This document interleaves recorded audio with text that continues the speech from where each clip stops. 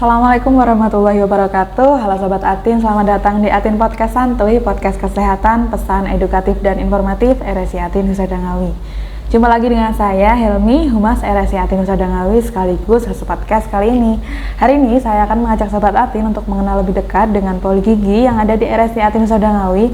Nah, yang mana kita akan mendapatkan edukasi kesehatan melalui tanya jawab dan juga narasumber kita yaitu Dr. Gigi Aisyah Nurrahma. Nah, podcast kali ini kita akan membahas tentang terbentuknya plak dan karang gigi.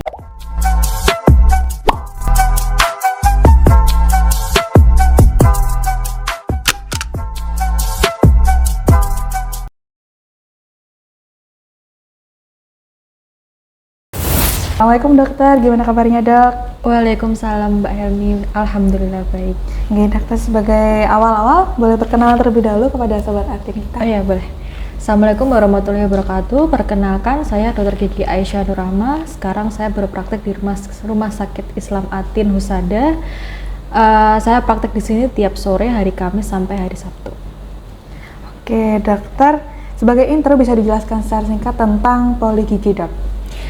Jadi poli gigi ini kan di Rumah Sakit Atin juga udah lumayan lama ya Mbak ya. Ya. Di sini kami memberikan pelayanan kesehatan gigi dan mulut berupa pelayanan kuratif dan rehabilitatif. Jadi yang dimaksud dengan kuratif dan rehabilitatif itu dimana kita melakukan perawatan pada gigi yang sudah mengalami masalah. Kayak misalkan giginya sakit atau ingin cabut gigi, perawatan gigi anak, jadi gak yang gigi dewasa tapi juga gigi anak juga. Terus selain itu juga perawatan rehabilitatif itu mencakup seperti perawatan gigi palsu, ya kan, gigi tiruan. Gigi tiruan ada gigi tiruan permanen, ada gigi tiruan lepasan, ada gigi tiruan yang mahkota jaket, ya kan, kalau misalkan pasien menginginkan estetika seperti itu. Dan di poli gigi sini juga sudah melayani BPJS untuk kasus-kasus yang berhubungan dengan kesehatan, kayak misalkan tambal, terus cabut gigi, kalau misalkan kayak scaling atau pembuatan gigi tiruan gitu belum masuk BPJS. Tapi kalau yang berhubungan dengan kesehatan kayak perawatan saluran akar, tambal sama cabut itu ditanggung BPJS di sini. Gitu. Oke, tema kita pada hari ini yaitu terbentuknya plak dan karang gigi ya dok. Nah, sebelum kita membahas lebih jauh, sebenarnya plak dan karang gigi itu apa sih dok? Jadi plak dan karang gigi itu dua hal yang berbeda ya Mbak ya. Sering orang itu mengira plak dan karang gigi itu sama gitu, padahal berbeda. Kalau plak itu dia itu kayak kotoran debris sisa-sisa makanan yang menempel pada gigi, dan dia tuh sifatnya atau bentuknya tuh masih lunak, belum terjadi pengerasan di situ. Sedangkan kalau untuk yang karang gigi, dia itu adalah akumulasi plak atau plak yang tertumpuk, yang terakumulasi, yang mengalami pengerasan. Kenapa dia mengalami pengerasan? Karena di situ dia terjadi mineralisasi atau pengerasan itu tadi lah. Gampangannya pengerasan dari plak lah di situ ya. Jadi sifat si plak itu dia lunak, sifat si karang gigi itu dia keras gitu, dan menempel pada gigi seperti itu. Oke. Apakah kedua hal tersebut hal yang normal dok atau tidak normal? Untuk plak sendiri itu sebenarnya setelah kita makan dia otomatis akan terbentuk Mbak. Sedangkan untuk karang gigi dia membutuhkan waktu yang lama untuk terbentuknya. Jadi yang dikatakan normal itu adalah plaknya itu sendiri gitu kan. Tapi kalau karang gigi berarti dia udah nggak normal karena dia udah merupakan akumulasi dari plak itu tadi gitu. Kenapa dia bisa terakumulasi? Karena plak itu nggak segera dibersihkan gitu loh. Jadi entah karena sikat giginya yang kurang betul atau malah jarang sikat gigi seperti itu. Akibatnya plak itu nggak terbersihkan secara sempurna dan menumpuk, kemudian mengeras menjadi karang gigi gitu. Oke, apakah plak dan karang gigi itu berbahaya dok untuk kesehatan kita dok? Tentu saja berbahaya Mbak. Kalau karang giginya karang giginya itu bisa menyebabkan banyak hal. Karena dia menempel pada gigi, dia bisa menyebabkan radang pada gusi. Kenapa? Karena di situ ada aktivitas bakteri di karang giginya itu. Iya. Terus karena ada aktivitas bakteri di situ menyebabkan gusinya itu jadi meradang, memerah. Akibatnya kadang kita temui orang sikat gigi mudah berdarah. Nah, itu itu disebabkan oleh karang gigi itu tadi. Selain itu karena ada keradangan di situ bisa menyebabkan gusi itu turun. Karena gusi itu turun, kalau dibiarkan lama-lama bisa menyebabkan gigi itu goyang. Jadinya akibatnya bisa fatal kalau nggak segera dibersihkan gitu. Selain itu juga bisa menyebabkan bau mulut, Mbak, karena ada bakteri itu tadi gitu. Oke, penanganannya gimana, Dok? Kalau untuk plak kayak yang saya sebutkan tadi, simple sih, Mbak, sikat gigi aja. Sikat gigi 2 kali sehari itu udah cukup. Tapi dengan cara yang benar dan dengan frekuensi yang betul. Berapa kali sehari yang betul itu adalah 2 kali sehari. 2 kali sehari itu nggak cuma 2 kali aja setelah mandi gitu-gitu, biasanya kan orang gitu kan ya. Kalau 2 kali yang benar itu setelah sarapan dan sebelum tidur.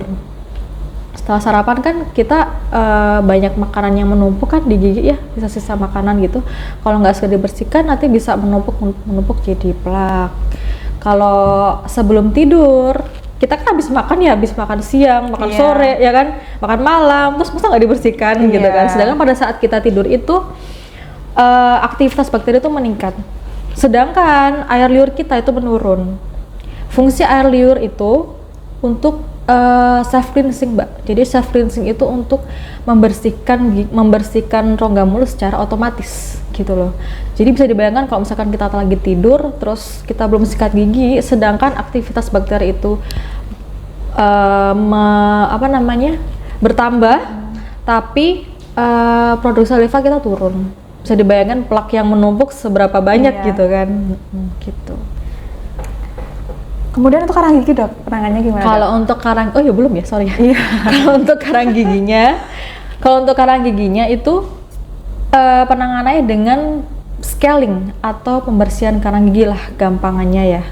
Scaling itu menggunakan alat, Mbak, namanya alat scaler. Kalau di sini udah pakai ultrasonik ya, jadi pakai alat yang getar gitu. Nah, itu biasanya memang kalau proses scaling dia memang agak linu pada gigi karena memang alatnya itu bergetar untuk meruntuhkan si karang gigi itu tadi gitu. Banyak iklan produk marketing itu yang bilang sikat gigi itu bisa menghilangkan karang gigi kan. Padahal sebetulnya itu cuma marketing gitu loh, cuma iklan gitu loh. Kalau jalan satu-satunya buat membersihkan karang gigi itu dengan scaling itu tadi ya. Dan di Rumah Sakit Islam Atin di sini menyediakan fasilitas itu, menyediakan pelayanan scaling itu gitu.